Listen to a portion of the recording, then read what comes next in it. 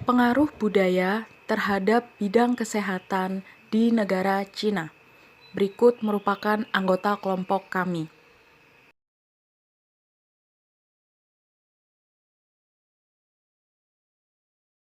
Halo, perkenalkan nama saya Titi Dwi Novianti. Di sini saya akan menjelaskan kesehatan dengan nuansa budaya. Menurut Andreas Epping, kebudayaan mengandung keseluruhan pengertian nilai sosial, norma sosial, ilmu pengetahuan, serta keseluruhan struktur-struktur sosial, religius, dan juga pernyataan intelektual dan artistik yang menjadi ciri khas suatu masyarakat. Sedangkan menurut Edward Barnett Tyler, kebudayaan merupakan keseluruhan yang kompleks yang di dalamnya terkandung pengetahuan, kepercayaan, kesenian, moral, hukum, adat istiadat, dan kemampuan-kemampuan lain yang didapat seseorang sebagai anggota masyarakat. Dari berbagai definisi tersebut dapat diperoleh pengertian mengenai kebudayaan adalah sesuatu yang akan mempengaruhi tingkat pengetahuan dan meliputi sistem ide atau gagasan yang terdapat dalam pikiran manusia, sehingga dalam kehidupan sehari-hari kebudayaan itu bersifat abstrak. Nah, pembahasan selanjutnya yaitu ethnomedicine. Ethnomedicine merupakan cabang dari etnobotani atau antropologi kesehatan yang mempelajari pengobatan tradisional. Contohnya, pengobatan tradisional Cina. Dalam ilmu pengetahuan, etnomedicine pada umumnya ditandai dengan pendekatan antropologi yang kuat atau pendekatan biomedikal yang kuat, terutama dalam program penemuan obat dari biomedicine. Menurut Kleinman, etnomedicine mempunyai kaitan dengan sistem berbudaya dari penyembuhan dan parameter teori dari penyakit. Variasi dari konstruksi penuh arti keseberang kultur dapat dilihat untuk menghadapi tantangan reduksionis epidemiologi dari biomedicine. Setelah antropologi kesehatan berkembang, terutama dalam bidang-bidang luas, konsep kesehatan internasional dan psikiatri lintas budaya atau psikiatri transkultural, kepentingan pengetahuan praktis maupun teoritis mengenai sistem pengobatan non-barat semakin tampak. Nah, sekarang lanjut ke penata laksanaan kesehatannya. Hubungan antara kebudayaan adalah sangat kompleks. Hal ini dapat dipengaruhi oleh beberapa hal, yaitu yang pertama, penyebab masalah kesehatan. Menurut pandangan kesehatan modern, sakit adalah suatu kelainan fisiologis atau gangguan fungsi tubuh atau organ tubuh yang disebabkan oleh beberapa hal seperti bakteri, virus, jamur, dan sebagainya atau pertumbuhan sel tubuh yang tidak normal yang disebut patologis. Sedangkan menurut cara pandang budaya bahwa kejadian suatu penyakit berkaitan dengan perubahan hubungan dengan masyarakat, dengan alam, dan dengan lingkungan sehingga menimbulkan dampak terhadap tubuh manusia. Masyarakat dapat berpandangan bahwa kesehatan secara kultur atau budaya dapat disetarakan dengan kesehatan modern jika terdapat hubungan atau terdapat kesamaan. Contohnya, seseorang yang terkena diare dan muntah dikatakan bahwa orang tersebut didukun seseorang dan melalui makanan. Hal ini bisa kita analisa lebih dalam dapat dimanfaatkan oleh pelayanan kesehatan modern dengan memadukan cara pandang kultur dengan kesehatan modern sehingga dapat diterima dalam masyarakat bahwa penyakit tersebut memang diakibatkan oleh termakan sesuatu kuman penyakit sehingga menimbulkan reaksi tubuh yaitu muntah dan diare, sehingga pemecahan masalah dapat dilaksanakan dengan cara yang lebih ilmiah dan profesional, dan kemudian secara perlahan-lahan dapat diberikan pengertian kepada masyarakat bahwa yang termakan atau yang masuk ke dalam tubuh manusia tersebut adalah kuman penyakit yang dapat menyerang siapa saja jika makanannya terkontaminasi kuman penyakit penyebab diare. Nah, yang kedua yaitu pengalaman yang berkaitan dengan masalah tersebut. Masalah kesehatan merupakan masalah yang selalu berhadapan dalam kehidupan masyarakat. Setiap saat manusia selalu bertemu dengan masalah kesehatan baik ringan maupun berat. Pengalaman masyarakat atau pengalaman masalah kesehatan yang ditemui oleh masyarakat ini sangat mempengaruhi cara pandang masyarakat terhadap masalah tersebut. Contoh, seseorang menderita suatu penyakit yang dalam memecahkan masalah tersebut kebetulan menemui seseorang yang dapat membebaskan dari masalah tersebut sehingga menimbulkan kepercayaan terhadap hal tersebut. Nah, yang terakhir yaitu ungkapan yang berkaitan dengan masalah tersebut. Cara pandang masyarakat dan ungkapan masyarakat terhadap suatu masalah kesehatan yang terjadi dalam masyarakat dapat mempengaruhi cara pandang seseorang terhadap penyakit tersebut. Contohnya nih, seseorang yang menderita penyakit kusta, mereka dipandang oleh masyarakat yaitu sebagai suatu penyakit kutukan yang harus diasingkan. Sehingga hal ini merubah cara berpikir masyarakat atau pasien itu bahwa penyakit ini adalah sebuah kutukan yang emang harus diasingkan tanpa mencari penyelesaian atau pengobatan yang bisa menyembuhkan penyakit tersebut. Sehingga pasien berpikiran dan menerima bahwa penyakit yang dideritanya adalah suatu kutukan dan dia menerima bahwa dia harus diasingkan dari masyarakat. Nah, dari kesimpulannya bahwa pelayanan kesehatan profesional dapat dilaksanakan secara murni pada tempat yang profesional dan modern. Pelayanan kesehatan profesional dapat dilaksanakan pada daerah atau kultur tertentu dengan mengadopsi budaya setempat dan memodifikasi dengan tata cara pelayanan kesehatan modern dan profesional. Perkembangan pelayanan kesehatan semakin hari berkembang ke arah yang alami dengan memanfaatkan alam dengan berpedoman kepada adat dan kebiasaan nenek moyang dahulu dalam menangani masalah kesehatan seperti menggunakan metode pengobatan herbalis. Disarankan juga bagi tenaga kesehatan untuk memperhatikan pola-pola budaya setempat sebelum memberikan pelayanan kesehatan profesional. Karena pengetahuan mengenai budaya lokal dapat membantu memecahkan masalah kesehatan masyarakat, sehingga kesehatan ini sangat berpengaruh juga dengan budaya yang ada di masyarakat. Karena dari budaya ini juga akan mempengaruhi dengan cara pelayanan dan cara pemecahan masalah penyakit atau masalah kesehatan yang ada di masyarakat itu sendiri. Assalamualaikum warahmatullahi wabarakatuh. Perkenalkan, nama saya Windy Putri Ramadhani. Pada kesempatan kali ini saya akan menjelaskan tentang latar belakang dari pengobatan tradisional. Pemakaian herbal sebagai obat-obatan tradisional telah diterima luas di negara-negara maju maupun berkembang sejak dahulu kala. Bahkan dalam 20 tahun terakhir, perhatian dunia terhadap obat-obatan tradisional meningkat, baik di negara yang sedang berkembang maupun negara-negara maju. Menurut Kemenkes RI, WHO atau Badan Kesehatan Dunia menyebutkan bahwa 65% dari penduduk negara maju menggunakan pengobatan tradisional dan obat-obatan dari bahan alami. Indonesia merupakan negara besar yang terkenal karena keanekaragamannya. Salah satunya adalah keanekaragaman hayati khususnya tumbuhan. Selain itu, Indonesia juga memiliki keanekaragaman etnis yang memiliki berbagai macam pengetahuan tentang obat tradisional yang menggunakan bahan-bahan dari tumbuhan.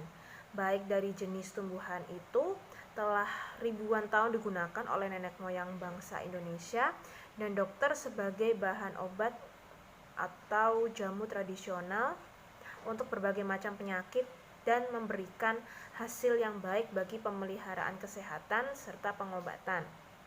Di Indonesia diperkirakan terdapat 40.000 spesies tumbuhan. Menurut Kemenkes RI, dari jumlah tersebut sekitar 30.000 spesies hidup di kepulauan Indonesia dan sekurang-kurangnya 6.600 spesies diketahui berkhasiat sebagai obat, tetapi baru 300 spesies yang telah dimanfaatkan sebagai bahan baku obat tradisional dan industri obat tradisional. Keragaman zat kimia penyusunan tumbuhan-tumbuhan atau zat yang dihasilkan tumbuhan merupakan kelebihan tanaman, sehingga sebagai tanaman obat dapat menghasilkan aktivitas yang luas dan memiliki sisi positif pada tubuh karena tidak memiliki efek samping seperti halnya obat-obatan kimiawi. Obat-obatan kimiawi seringkali dapat membahayakan kesehatan dan tidak berhubungan langsung dengan hasil pengobatan yang diharapkan. Itulah salah satu alasan Menteri Kesehatan melalui Surat Keputusan Menteri Kesehatan Republik Indonesia menetapkan kebijakan obat tradisional yang antara lain bertujuan untuk mendorong pemanfaatan sumber daya alam dan ramuan tradisional secara berkelanjutan untuk digunakan dalam upaya peningkatan pelayanan kesehatan. Sebagai implementasi dari kebijakan tersebut, Menteri Kesehatan melalui Peraturan Menteri Kesehatan Nomor 3 Menkes per I 2010 tentang sertifikasi jamu dalam penelitian berbasis pelayanan kesehatan. Menurut peraturan tersebut, pada pasal 1 diterangkan bahwa sertifikasi jamu adalah pembuktian ilmiah jamu melalui penelitian berbasis pelayanan kesehatan. Sedangkan jamu diartikan sebagai obat tradisional Indonesia. Sementara itu, obat tradisional adalah bahan atau ramuan yang berupa bahan tumbuhan, bahan hewan, bahan mineral, sediaan sarian, atau campuran dari bahan tersebut yang secara turun-temurun telah digunakan untuk pengobatan dan dapat diterapkan sesuai dengan norma yang ada. Terima kasih. Assalamualaikum warahmatullahi wabarakatuh. Saya Rizky Ramadhani dengan NIM 11519000058 akan menjelaskan tentang bagaimana awal mula ditemukannya pengobatan Cina. Pengobatan tradisional Tiongkok adalah pengobatan yang telah ada sekitar 23 abad yang lalu dan bertujuan untuk menyembuhkan penyakit dengan memulihkan yin yang menurut kepercayaan masyarakat Tionghoa. Cina juga memiliki salah satu pengobatan medis tertua di dunia. Sepanjang sejarah, bangsa Tionghoa mengadakan uji coba obat herbal pada diri mereka sendiri tanpa menggunakan hewan sebagai sarana percobaan. Praktisi pengobatan herbal pertama yang dikenal sejarah Tiongkok dilakukan oleh Kaisar Shenung yang hidup sekitar tahun 2800 sebelum Masehi. Kaisar Shenung melakukan ratusan percobaan dengan obat-obatan herbal untuk berbagai jenis penyakit. Shenung dihormati sebagai bapak pengobatan tradisional tertua di Tionghoa. Sejumlah pakar menduga Kaisar Shenung juga menjadi penemu pengobatan yang bernama akupuntur. Kepercayaan adanya sistem yin dan yang berupa keseimbangan antara elemen yin dan yang. Yin dan yang adalah sifat kekuatan yang saling berhubungan dan berlawanan di dunia ini. Setelah ditemukan oleh Kaisar Shenung, legenda Tionghoa mencatat Kaisar Shenung menemukan mata bajak dan menjadi orang pertama yang memulai tradisi minum teh setelah pada suatu hari daun teh kering jatuh ke dalam cawan minumnya yang berisi air panas. Filosofi pengobatan tradisional Tiongkok percaya bahwa segelas proses dalam tubuh manusia berhubungan dan berinteraksi dengan lingkungan sekitar. Penyakit biasanya disebabkan oleh ketidakharmonisan antara lingkungan di dalam dan di luar tubuh manusia. Gejala tidak keseimbangan ini digunakan dalam pemahaman, pengobatan, dan pencegahan penyakit. Baik, perkenalkan nama saya Hafsia dan saya akan menjelaskan materi tentang pandangan sehat dan sakit menurut budaya Cina. Dalam hidup, semua ini penuh dengan keterbalikan. Namun meskipun begitu, keduanya saling melengkapi satu sama lain. Secara singkat, inilah yang dibawa oleh kepercayaan sekaligus kebudayaan Tiongkok. Seringkali filosofi ini dikenal dengan istilah yin dan yang. Mungkin Anda tak asing lagi dengan istilah ini, namun sebenarnya apa sih makna arti yin dan yang? Filosofi ini sudah dipercaya sejak zaman sebelum Masehi. Oleh masyarakat Tiongkok, yin dan yang menjadi dasar bagi berbagai bidang, termasuk pengobatan dan seni bela diri. Dan ternyata, makna yin dan yang juga memiliki arti bahwa suatu hal tak bisa berdiri sendiri tanpa didampingi oleh hal lainnya yang berkebalikan, seperti cahaya dan gelap, baik dan buruk, serta pria dan wanita. Dalam melihat dari kedua sisi yang berbeda tersebut, maka kehidupan baru dapat berjalan secara seimbang. Hubungan teori yin dan yang dengan tubuh manusia menurut teori kesehatan Cina sangat erat sekali, di mana jika terjadi ketidakseimbangan antara yin dan yang, maka salah satu organ tubuh kita akan terganggu dan akan menyebabkan terjadinya gangguan kesehatan pada tubuh kita. Atau tubuh kita akan melemah sehingga sistem kekebalan tubuh kita akan mudah ditembus dan diserang oleh berbagai kuman, virus, bakteri, atau sumber penyakit lainnya. Menurut teori pengobatan tradisional Cina, selain manusia merupakan kesatuan dari yin dan yang, alam semesta juga merupakan kesatuan dari yin dan yang. Jadi untuk mempertahankan keseimbangan yin dan yang, maka kita harus menyesuaikan dengan lingkungan tempatnya berada. Karena keduanya merupakan kekuatan yang berlawanan namun saling melengkapi dan bersama apabila kita mampu menyeimbangkan dan mengendalikannya. Pemahaman pengelompokan teori yin dan yang. Baik, ini seperti contohnya ada alam semesta. Alam semesta yaitu ada yin, di bagian yang ada matahari, siang, api, panas, kering. Di bagian yang ada bulan, malam, air, dingin, dan lembab. Mereka benar-benar berkebalikan tapi saling melengkapi. Seperti halnya tubuh manusia, pada posisi yin ada perempuan, dada, perut. Pada posisi yang ada laki-laki, punggung, pinggang. Pada organ tubuh seperti paru, limpa, pankreas, jantung, ginjal itu berada pada bagian yin. Sedangkan bagian yang ada usus besar, lambung, usus kecil, dan kandung kemih. Menurut falsafah kebudayaan Cina bahwa orang yang dikatakan sehat apabila tercapai keseimbangan yin dan yang di dalam tubuhnya, orang akan sakit jika tidak seimbangnya organ yin dan organ yang. Mungkin terlalu yin atau mungkin terlalu yang. Begitu. Jika terlalu yin maka dikatakan sindrom organ yin, di mana dilakukan terapi atau intervensi tonifikasi atau penguatan sehingga yin akan seimbang lagi. Bentuk intervensi ini bermacam-macam, ada yang dengan obat, akupuntur, atau intervensi lainnya seperti diet, spiritual, dan lain sebagainya. Baik, ini merupakan contoh yin dan yang dalam olahraga. Makna utama filosofi yin dan yang adalah keseimbangan. Maka dari itu, olahraga merupakan salah satu cara mengaplikasikan yin dan yang dalam hidup kita.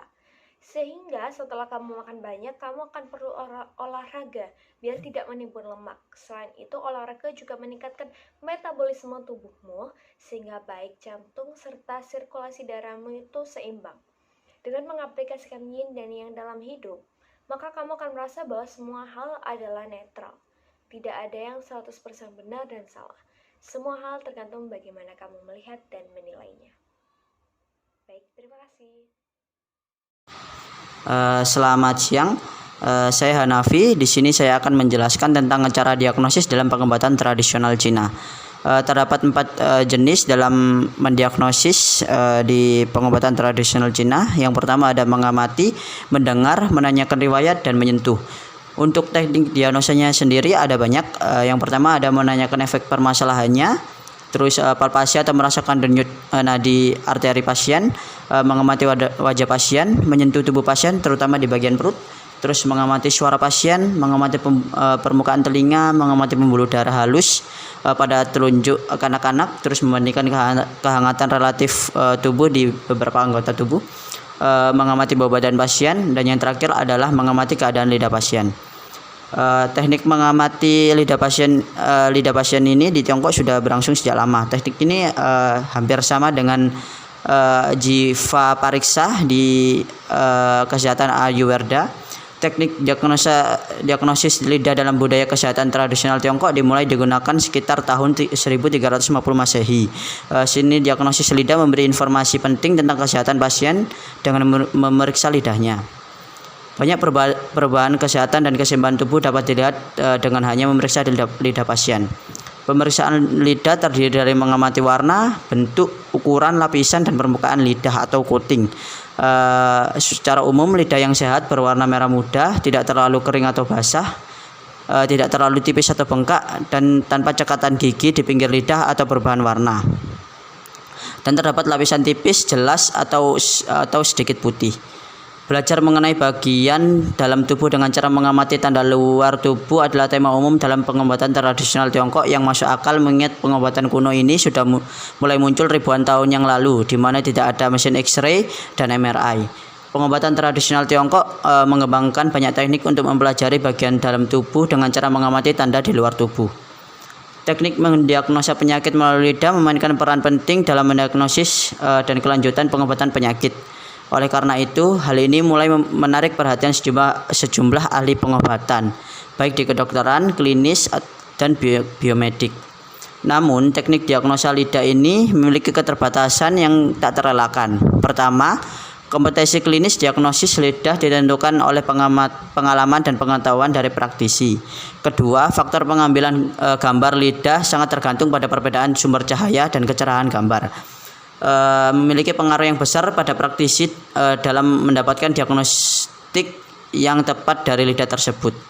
Oleh karena itu, diagnosis lidah berkaitan erat dengan identifikasi penyakit serta penentuan tindakan untuk penanganan penyakitnya. Ada 3 cara mendeteksi penyakit melalui lidah ya. Yang pertama adalah melalui warna. Lidah berwarna merah menandakan suhu tubuh pasien sedang tinggi. Untuk yang kedua, lidah berwarna pucat pasi menandakan pasien sedang kedinginan. Untuk yang ketiga, ada lidah berwarna ungu menandakan adanya hambatan di suatu tempat di dalam tubuh. Terus yang kedua ada bentuk dan ukuran lidah, mendiagnosis penyakit melalui bentuk dan ukuran lidah. Yang pertama ada lidah bengkak menunjukkan bahwa transportasi cairan tubuh tidak bergerak secara lancar. Lidah pendek dan tipis dapat menunjukkan kekeringan atau kekurangan cairan di dalam tubuh pasien. Lidah gemuk dan merah tandanya bisa saja pasien menderita keracunan. Lidah merah dan gemuk dengan selaput kuning tandanya ada patogen lembab dan panas di dalam limpa lambung atau adanya dahak. Untuk permukaan lidah muncul bintik-bintik atau papilae menandakan adanya serangan patogen panas yang berat sekali. Lidah licin pucat artinya limpa dan lambung pasien sudah lemah sekali. Untuk yang terakhir ada sariawan yang sering kambuh di lidah menandakan cairan di ginjal tidak cukup sehingga panas membara ke atas. Untuk yang terakhir ada lapisan di permukaan lidah, jadi mengamati coating lidah. Yang pertama ada lapisan yang tebal. Permukaan lidah sering menunjukkan penyakit yang menyerang tubuh berasal dari lingkungan luar tubuh seperti flu, virus atau hawa dingin. Jika lapisan ini semakin tebal ke arah belakang lidah, berarti penyakit akan berlangsung semakin lama. Yang kedua adalah lapisan yang tipis di permukaan lidah sering disebabkan oleh kekeringan. Wanita yang mengalami menopause dapat memiliki lapisan yang tipis pada permukaan lidah atau tanpa pelapis disertai lidah yang tipis dan berwarna merah karena perubahan hormon dan kurangan cairan tubuh. Ada lapisan putih tebal pada permukaan lidah menunjukkan adanya penyakit karena hawa dingin, contohnya kelelahan, mencret atau kembung. Lapisan kuning pada permukaan lidah menunjukkan adanya hawa panas. Seseorang menderita hawa dingin yang jahat diserta nyeri tenggorokan, berkeringat, dahak berwarna kuning dan demam, maka penyakitnya berhubungan dengan hawa panas. Untuk yang terakhir ada lapisan abu-abu atau hitam yang langka pada permukaan lidah menunjukkan kondisi yang ekstrim. Sudah begitu saja untuk presentasi saya mengenai cara diagnosis dalam pengobatan tradisional Cina. Sekian, terima kasih. Selamat siang. Bye. Perkenalkan, saya Diana Yimima. Di sini saya akan menjelaskan macam-macam budaya pengobatan tradisional Tionghoa atau negara Cina. Menurut sejarahnya, biasanya pengobatan Tionghoa ini bisa juga disebut dengan kedokteran timur. Nah, teknik-teknik pengobatan ini terdapat 8 macam. Yang pertama yaitu tuina, yang kedua yaitu akupunktur, yang ketiga yaitu obat herbal Tionghoa, yang keempat yaitu terapi makanan Tionghoa, yang kelima yaitu Qigong, yang keenam yaitu Tai Chi Quan, yang ketujuh yaitu Feng Shui, dan yang kedelapan yang terakhir yaitu astrologi Tionghoa atau yang biasa dikenal dengan Shio. Nah, di sini saya akan menjelaskan satu persatu definisi dari setiap cara pengobatan. Yang pertama adalah tuina. Nah, tuina ini adalah pijat terapeutik tradisional Cina yang dilakukan bersamaan dengan pengobatan lainnya seperti akupunktur dan juga bekam. Nah, tuina ini dapat mengobati beragam penyakit yang ditimbulkan oleh masalah pada qi. Nah, tuina sendiri sudah dipraktekkan sejak zaman dinasti Ming. Teknik ini kemudian diwariskan secara turun-temurun dan diadopsi oleh generasi modern. Praktisi tuina ini biasanya menguasai beragam teknik pijat menggunakan tangan dan penerapan tekanan pada titik pijat untuk meredakan gejala, mengobati penyakit, atau membantu memulihkan kesehatan pasien. Dasar dari praktik tuina ini adalah prinsip Qi, yang mana masyarakat Cina sendiri percaya bahwa Qi adalah tenaga pada setiap individu atau energi yang tak kasat mata yang kemudian menopang kehidupan manusia. Nah, Qi ini mengalir di tubuh manusia melalui titik akupuntur yang berbeda, biasanya berpasangan dan terletak di seluruh tubuh. Titik akupuntur yang dapat tersumbat sehingga mengganggu aliran tenaga dan keseimbangan qi dalam tubuh. Kemudian, hal tersebut tumbuh menjadi penyakit atau menimbulkan rasa nyeri pada pasien. Yang kedua yaitu akupunktur. Akupunktur atau tusuk jarum dalam bahasa Latin adalah acus atau jarum dan puncture adalah tusuk. Adalah teknik memasukkan atau memanipulasi jarum ke dalam titik akupuntur tubuh. Nah, akupuntur ini memang berasal dari Tiongkok dan pada umumnya dikaitkan dengan obat-obatan tradisional Cina. Menurut ajaran ilmu akupunktur, ini akan dapat memulihkan kesehatan dan kebugaran, khususnya ini juga sangat baik untuk mengobati rasa sakit. Definisi serta karakterisasi titik-titik ini akan distandarisasi oleh Organisasi Kesehatan Dunia atau WHO, sehingga seluruh dunia pasti akan sama. Kemudian yang ketiga yaitu obat herbal Tionghoa. Menurut WHO sendiri, definisi dari obat herbal adalah tanaman yang bagian tanamannya yaitu daun, bunga, buah, biji, batang, kayu, kulit kayu, akar, rimpang, atau bagian tanaman lainnya yang mungkin seluruhnya dapat terfragmentasi. Obat alami ini dapat digunakan untuk menjaga kesehatan, pencegahan, diagnosis, hingga pengobatan penyakit fisik ataupun mental.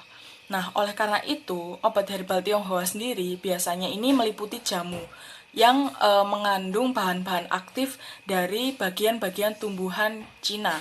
Biasanya terdiri dari ramuan, teh, sirup, minyak esensial, salep, dan tablet yang mengandung bubuk-bubuk dari tumbuhan ini. Yang selanjutnya yaitu terapi makanan Tionghoa. Nah, terapi makanan Tionghoa ini merupakan pengobatan yang paling dasar dari jenis-jenis pengobatan tradisional Tionghoa untuk mencegah dan menyembuhkan penyakit. Berbagai jenis makanan yang dapat digunakan untuk menyembuhkan penyakit ini akan diresepkan dan dibuat semacam sistem diet, sehingga bukan hanya untuk mengobati penyakit, tetapi juga dapat mempertahankan kesehatan dalam diri pasien. Terapi makanan Tionghoa ini sudah dipraktekkan sejak 2000 tahun sebelum Masehi, yang mana Nijing yang ditulis sekitar 300 tahun sebelum Masehi adalah dasar dari terapi makanan ini. Terapi makanan ini menggolongkan makanan menjadi 4 kelompok dan 5 rasa berdasarkan dari sifat dan karakteristiknya. Contohnya seperti bawang putih yang dapat digunakan untuk mengatasi gangguan pencernaan, diare, disentri, dan batu rejan. Karena bawang putih ini membunuh bakteri, mendetoks racun, menguatkan perut, dan meningkatkan pencernaan, sehingga bawang putih ini dianggap sangat manjur. Dan juga yang terakhir, bawang putih ini bisa digunakan sebagai obat untuk mencegah agar tidak gampang terkena flu. Kemudian yaitu Qigong. Qigong ini bisa disebut dengan latihan meditasi atau latihan pernafasan. Qigong ini secara harafiah yaitu sistem kuno dari Tiongkok yang bermanfaat untuk menjaga atau meningkatkan kondisi kesehatan dengan cara mengintegrasikan sikap tubuh, kemudian teknik pernafasan, dan memfokuskan pikiran. Nah, Qigong ini terdiri atas 2 kata, yaitu Qi yang artinya berarti tenaga, atau kehidupan energi vital yang mengalir pada seluruh tubuh atau benda di bumi ini, dan Gong yang berarti pencapaian atau keterampilan yang diperoleh melalui latihan secara terus-menerus. Berdasarkan dari kaidah kesehatan, Qigong ini dapat diartikan sebagai aktivitas untuk menyerap energi alam agar kesehatan kita dapat meningkat. Kemudian yang selanjutnya adalah Tai Chi Quan. Tai Chi Quan ini biasanya dikenal sebagai seni bela diri, yang mana ini terdiri dari senam kesehatan aliran dari Tiongkok. Tai Chi terbagi menjadi beberapa gaya yang pada dasarnya ini berasal dari satu akar dan konsep dasarnya juga hampir sama. Namun setiap gerakannya tentu akan berbeda-beda. Nah, gerakan ini dianggap sangat penting bagi siapa saja yang hendak menjaga atau meningkatkan kesehatan jasmani serta rohani. Kemudian dapat juga mendatangkan ketenangan serta kedamaian batin. Nah, karena manfaatnya bagi pikiran dan tubuh sangat besar, sehingga Tai Chi ini masih menjadi olahraga yang populer hingga saat ini. Tidak seperti seni bela diri yang lainnya yang terkesan hanya mengandalkan fisik saja, Tai Chi ini terlihat lebih lembut, pelan, dan terfokus pada pemusatan pikiran serta latihan pernafasan. Tai Chi juga mampu melatih keseimbangan tubuh, sekaligus membantu memelihara sel-sel saraf agar dapat berfungsi dengan baik. Kemudian gerakan-gerakan Tai Chi ini juga membuat tubuh tidak perlu mengeluarkan energi yang lebih untuk melakukannya. Selanjutnya yaitu Feng Shui. Nah, Feng Shui ini adalah ilmu warisan dari masyarakat Tionghoa yang mengatur energi aliran atau yang disebut dengan Qi, dan efeknya dapat mendatangkan energi positif serta menghindarkan kita dari energi negatif. Secara harfiah, Feng artinya angin dan Shui artinya air, yang mana air dan angin ini dalam budaya Cina sangat dikaitkan erat dengan kesehatan dan keberuntungan. Nah, ilmu ini sudah menjadi sains kuno yang sudah ada sejak 6.000 tahun silam. Feng Shui sendiri mengedepankan keseimbangan dan energi baik yang melingkupi suatu rumah, sehingga bisa memberikan ketenangan, kesehatan, kesejahteraan bagi penghuninya. 5 elemen Feng Shui terdiri dari air, tanah, api, logam, dan kayu, yang mana nantinya akan diwakili dan akan menggambarkan situasi atau pencapaian apa yang ingin diraih. Nah, yang pertama yaitu bumi atau tanah. Ini diwakili oleh warna coklat. Dan biasanya bumi ini akan memberikan elemen kesehatan bagi penghuni rumah. Kemudian air yang diwakili oleh warna biru dan hitam. Biasanya akan menjadi perwakilan untuk elemen relaksasi, pembaruan, dan inspirasi. Kemudian api yang diwujudkan dengan warna merah, kuning, jingga, ungu, dan merah muda, yang mana api ini merupakan simbol dari waktu untuk transformasi dan ekspansi yang penuh energi. Kemudian logam yang diwakili oleh warna putih dan abu-abu. Elemen ini biasanya simbol untuk keberanian dan ketegasan. Kemudian yang terakhir adalah kayu. Kayu ini ditampilkan menggunakan warna hijau atau nada-nada kayu yang lain. Biasanya elemen ini menyimbolkan masa depan atau pencapaian-pencapaian tertentu. Dan yang terakhir adalah astrologi Tionghoa atau yang biasa kita kenal dengan Shio. Nah, dalam astrologi Tionghoa ini, Shio itu seringkali diperuntukkan bagi sebuah petunjuk atau pedoman baik dalam menentukan hal besar maupun hal kecil dalam hidup seseorang. Nah, selain untuk mengungkap karakter seseorang, tradisi dan kepercayaan Tionghoa ini juga dipercaya mampu untuk mengungkap kesehatan, karir, rezeki, dan juga jodoh. Nah, kemunculan Shio ini biasanya ditandai dengan 12 macam jenis hewan, meliputi tikus, kerbau, harimau, kelinci, naga, ular, kuda, kambing, monyet, ayam, anjing, dan babi. Masing-masing dari hewan tersebut itu menggambarkan karakteristik seseorang yang mencerminkan harmoni antara alam, manusia, dan realitas. 12 hewan Shio ini juga terikat dengan penanggalan pertanian tradisional negara Cina yang berjalan seiring kalender lunar yang sudah ditentukan sebelumnya.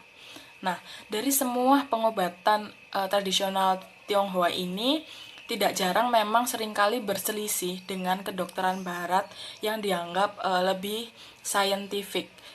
Namun, beberapa praktisi memang mengkombinasikan hal ini keduanya antara pengobatan Cina atau disebut dengan kedokteran timur dengan kedokteran barat yang erat kaitannya dengan teori. Sehingga prinsip-prinsip kedokteran ini biasanya tidak hanya berdasarkan dengan ilmu saja, tetapi juga didasarkan pada pembuktian yang akurat atau manjur. Seperti itu. Mungkin sekian materi mengenai macam-macam budaya pengobatan tradisional Tionghoa yang dapat saya sampaikan. Jika ada kurangnya, mohon maaf dan terima kasih. Nama saya Rina Nurfadilah, saya akan menjelaskan materi tentang penyebaran obat Cina. Cina adalah sumber dari obat herbal terbesar di dunia. Kembali pada abad 11 sebelum Masehi, di mana Cina masih terbagi atas beberapa dinasti. Ditemukan sebuah dokumen dari buku di zaman dinasti Zhou yang menyebutkan adanya proses untuk mendinginkan tubuh seseorang yang hangat dan sebaliknya. Tidak seperti obat-obat pada umumnya, pengobatan tradisional Cina lebih berfokus pada keterkaitan antara pikiran, tubuh, dan jiwa, bukan melihat pada suatu penyakit atau gejala yang mengisolasi suatu penyakit. Praktik pengobatan termasuk pengobatan herbal, akupuntur, dan pijat tuina. Tidak seperti beberapa bentuk pengobatan tradisional yang telah punah, pengobatan tradisional Tionghoa kini menjadi bagian dari pengobatan modern dan bagian sistem kesehatan di Cina. Tiongkok terkenal dengan obat tradisionalnya atau disebut dengan Traditional Chinese Medicine atau disebut dengan TCM. TCM sebagai obat bagi pasien juga diberikan berdampingan dengan obat medis berbahan kimia dan teknologi medis canggih. Pengelolaan TCM di Tiongkok telah berlaku secara modern baik dari pengolahan maupun kemasan yang sudah ditentukan dosisnya, layaknya medis modern. Pemerintah Tiongkok ingin membawa pengobatan TCM ini ke dunia internasional dan secara khusus kepada masyarakat Indonesia dan ASEAN melalui Cexpo ASEAN 2018. Kemudian selanjutnya, yaitu cara Cina mendistribusikan budayanya. Kehidupan masyarakat Tionghoa atau yang dikenal dengan orang Cina ini sudah ada sejak awal Masehi. Tiongkok mendorong Mandarin untuk dapat dipelajari oleh masyarakat dunia. Bangsa Cina memang memiliki peran besar dalam peradaban dunia, terutama daya jelajah masyarakatnya ke pelosok dunia. Jumlah penduduk terdapat di dunia yaitu 147 orang per kilometer persegi atau sekitar 1,37 miliar penduduk di Cina, membuat tradisi dan kebudayaannya semakin menguat. Masyarakat Cina memiliki tradisi dan budayanya sendiri, antara lain seperti kaligrafi, makanan, gaya berpakaian, bahasa, dan lainnya. Yang pertama yaitu kaligrafi. Kaligrafi ini telah muncul sejak abad kedua yang bertujuan untuk menyampaikan gagasan sekaligus menampilkan keindahan abstrak garis. Kemudian bahasa Mandarin. Bahasa Mandarin secara harfiah bermakna bahasa percakapan utara yang merupakan bagian dari dialek yang digunakan oleh sebagian besar masyarakat di bagian utara dan barat daya Cina. Kemudian yang ketiga, makanan Cina. Hampir di seluruh negara di dunia mengenal masakan Cina yang mudah diterima oleh lidah setiap orang. Yang keempat yaitu makan menggunakan sumpit. Tata cara makan penduduk Cina ini lebih banyak menggunakan sumpit dibandingkan alat makan lainnya seperti sendok atau garpu. Lalu yang terakhir yaitu kalender Cina. Kalender Cina merupakan sistem penanggalan tertua di dunia. Hal ini semakin menguatkan bahwa Cina adalah negara yang telah memiliki peradaban sejak lama. Ada 12 hewan dalam kalender Cina dan setiap 12 tahun siklusnya berulang. Orang Cina percaya bahwa nasib seseorang tergantung pada tahun orang tersebut dilahirkan. Kepribadian mereka akan mengambil aspek binatang tersebut. Halo Bu Irma serta teman-teman sekalian, perkenalkan nama saya Joshua Deksan Husli. Kali ini saya akan menjelaskan tentang keunikan pengobatan tradisional di China.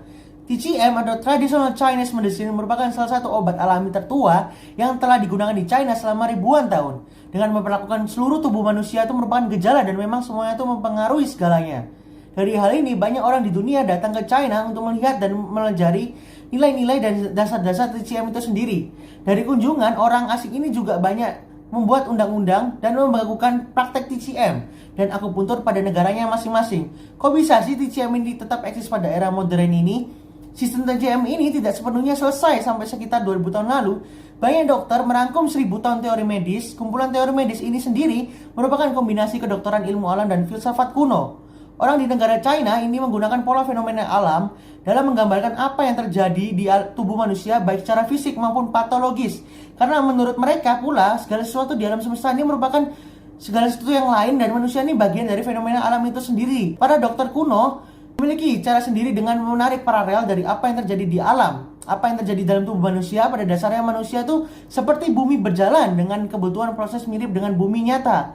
Di sisi lain, para dokter kuno ini terintegrasi filsafat seperti yin and yang dari teori 5 untuk memeriksa dan menjelaskan proses dari tubuh manusia. Para dokter Cina kuno meminjam teori yin untuk menjelaskan apa yang terjadi di dalam tubuh manusia, seperti contohnya langit milik yang dan bumi milik yin, matahari milik yang dan bumi milik yin, api milik yang dan air milik yin.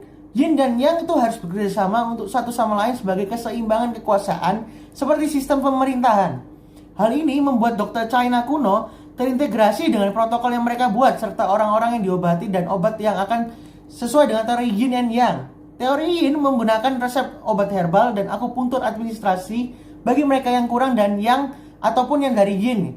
Nah, manusia ini dianggap sebagai bagian dari fenomena alam ini, maka kondisi pasien tuh harus menyeimbangkan seperti aspek-aspek faktor lingkungan seperti iklim, musim, waktu, dan hari.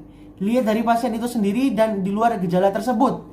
Nah, titik masalah dari perbedaannya ini semua, pertama, adanya spektrum gejala yang memungkinkan terkait dengan alergi musiman. Kedua, diagnosis dan pengobatan tidak dapat diberikan hanya terdapat keluhan alergi saja, tetapi juga harus mengatasi hubungan dengan gejala lain yang menyertainya.